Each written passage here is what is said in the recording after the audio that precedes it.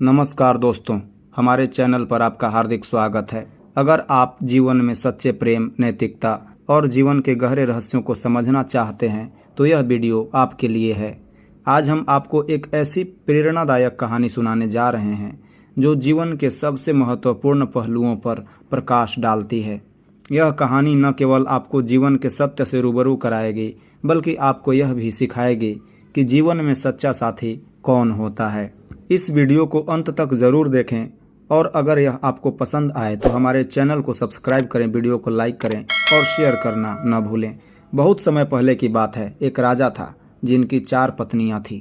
वे सभी पत्नियां अत्यंत सुंदर और गुणवान थीं। राजा उन सभी से प्रेम करता था, लेकिन उसकी चौथी पत्नी उसे सबसे अधिक प्रिय थी। चौथी पत्नी सुंदरता में सबसे आगे थी, इसलिए राजा का सारा ध्यान उसी पर केंद्रित था। तीसरी पत्नी भी राजा को प्रिय थी और उसे इस पर गर्व था। दूसरी पत्नी राजा की सबसे भरोसेमंद साथी थी, जो हर कठिन समय में उसके साथ खड़ी रहती थी। और फिर थी उसकी पहली पत्नी, जो सबसे अधिक उम्र की थी और राजा उसे सबसे कम महत्व देता था।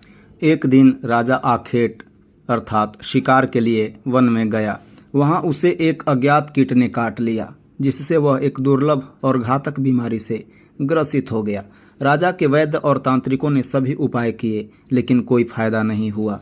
अंततः उन्होंने राजा से कहा कि उसकी मृत्यु निकट है और अब वह केवल कुछ ही दिनों का अतिथि है।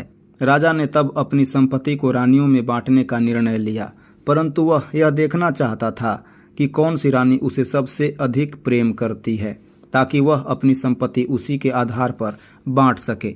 राजा ने अपनी योजना बनाई और सभी रानियों को एक एक करके बुलाया। सबसे पहले उसने अपनी प्रिय चौथी पत्नी को बुलाया और कहा, मेरे जीवन के कुछ ही दिन शेष हैं।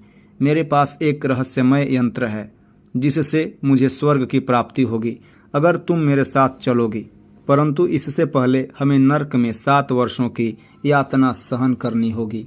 चौथी पत्नी, जो राजा को सबसे प्रिय थी, ने बिना किसी भावना के कहा, मैं आपसे प्रेम करती हूँ, परंतु हर व्यक्ति को अपनी मृत्यु का सामना स्वयं करना होता है।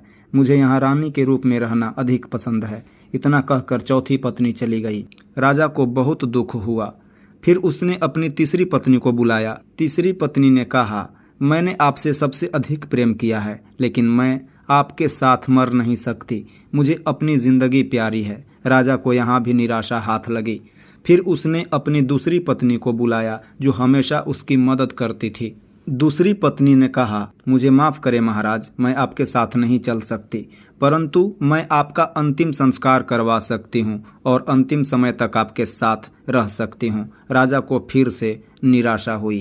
अंततः एक आवाज़ आई, मैं आपके साथ चलूँगी, चाहे वह मौत के बाद का सफ़र ही क्यों न हो। यह आवाज़ राजा की पहली पत्नी की थी।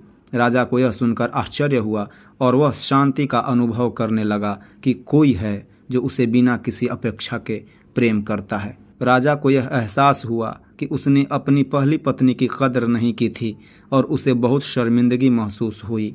उसने अपनी पहली पत्नी से माफ़ी मांगी और कहा, जब मैं जीवित था मुझे तुम्हारी कदर करनी चाहिए थी। यह कहानी सिर्फ राजा की नहीं बल्कि हम सभी की है। हमारे जीवन में भी 4 पत्नियां होती हैं, जो कुछ इस प्रकार है। हम इसे सजाते संवारते हैं, अच्छे कपड़े पहनाते हैं, लेकिन अंततः यह हमें छोड़कर चला जाता है। हम इसे संजो कर रखते हैं, लेकिन यह भी हमारे साथ नहीं जाती। वे हमारे हर सुख दुख में साथ रहते हैं, लेकिन मृत्यु के समय वे भी हमें छोड़कर चले जाते हैं। यही हमारे साथ जाते हैं, चाहे हम जीवित हों या मरने के बाद। परंतु हम इस पहली पत्नी को सबसे कम महत्व देते हैं, जबकि यही हमारी सच्ची साथी होती है। इस कहानी से हमें यह सीखने को मिलता है कि जीवन में हमें किस पर अधिक ध्यान देना चाहिए। शरीर चौथी पत्नी बराबर स्वास्थ्य प्लस देखभाल गुने जीवन काल। धन तीसरी पत्नी बराबर धन अर्जन भाग संपत्ति का भोग। परिवार का दोस्त दूसरी पत्नी बराबर स्नेह जोड़ 7 गुने समय। पुण्य कर्म पहली पत्नी बराबर निस्वार्थ कर्म भाग धार्मिकता। यह गणना हमें यह बताती है कि भले ही शरीर और धन हमारे जीवन में महत्वपूर्ण हो, परंतु सबसे महत्वपूर्ण है हमारे पुण्य कर्म। वे ही हमारे सच्चे साथी हैं जो मृत्यु के बाद भी हमारे साथ रहते हैं। इस कहानी का सार यह है कि जीवन में हमें अपने शरीर, धन और परिवार की देखभाल जरूर करनी चाहिए, लेकिन अपने कर्मों को कभी नहीं भूलना चाहिए। अच्छे कर्म ही हमारे असली साथी होते हैं, जो हमें न केवल इस जीवन में बल्कि मृत्यु के बाद भी साथ देते हैं। इसलिए हमें सदैव सद्भावना और निस्वार्थ भावना से जीवन जीना चाहिए। अगर आपको यह कहानी अच्छी लगी हो तो कृपया हमारे चैनल को सब्सक्राइब करें, वीडियो को लाइक और शेयर करना न भूलें, ताकि यह प्रेरणादायक कहानी और भी लोगों तक पहुंच सके। धन्यवाद।